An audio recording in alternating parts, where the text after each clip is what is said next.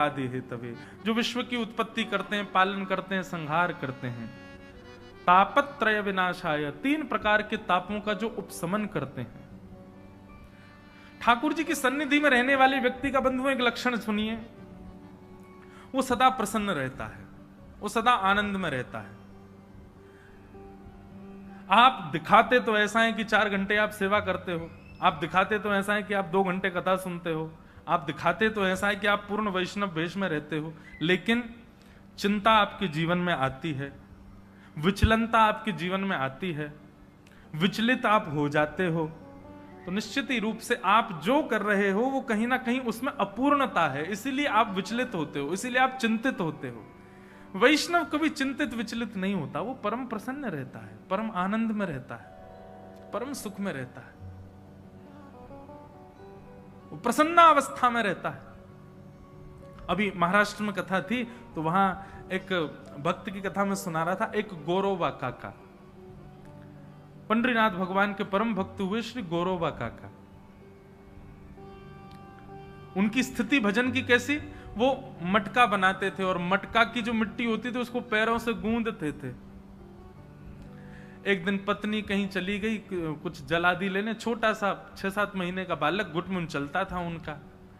गोरोबा काका का नियम था कि जब वो मिट्टी गूंदते थे पैर से तो चप चप चप जब आवाज आती थी पैरों से तो उसी ताल में विठल विठल विठल विठल कीर्तन करते थे।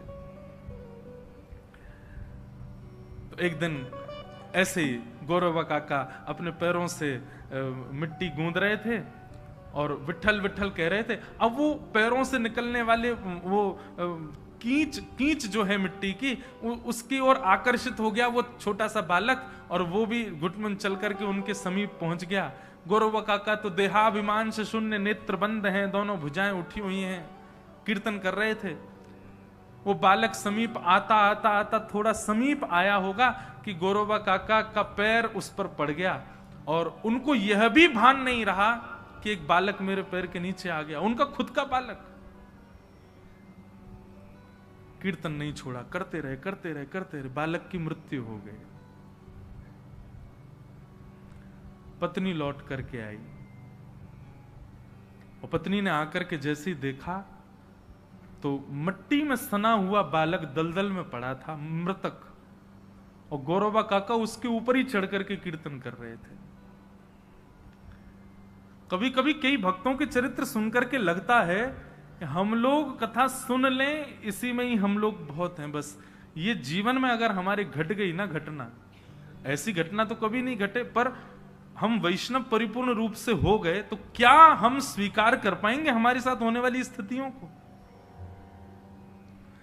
गोरोबा काका कीर्तन करते करते इतना भी भान नहीं रहा, बालक के ऊपर चढ़ गए, मृत्यु हो गई। पत्नी ने आकर के धक्का दिया और धक्का देकर के बोली, क्या कर रहे हो तुम, बालक के ऊपर चढ़ गए। तो चरित्र प्रसंग ऐसा आता है कि गोरोबा काका को इस बात से पीड़ा नहीं हुई कि बालक के ऊपर चढ़ गया, उनको इस बात से पीड़ा हुई कि वो कीर्तन कर रहे थे तो उनको साक्षात पंडरीनाथ भगवान दिख रहे थे सामने, और बस पंडरीनाथ भगवान उनको अंग में आलिंगन करने के लिए समीप आ ही रहे थे, तभी पत्नी ने आके धक्का दे दिया, मतलब आलिंगन से रह गए, वो इस बात से विचलित हो गए। अब गलती तो हो गई, पत्नी बड़ी नाराज, पत्नी ने तो मन बना लिया अब आपके साथ तो कभी नहीं रहूंगे। गोरोबा काका ने भी कहा कि ठीक है, मेरे विठल के मिलन में जो बाधा बने मैं भी उसका कभी स्पर्श नहीं करूंगा।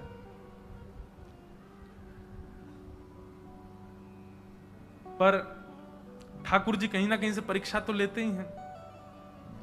अब कथा तो बहुत बड़ी है, एक और ब्याह हुआ गोरोबा काका का, उन्हीं के छोटी बहन के साथ ब्याह हुआ, क्योंकि सबने कहा कि वंश आगे बढ़ना चाहिए, कैसे भी गोरोबा काका का वंश आगे बढ़े, आदि आदि ऐसी कथा है।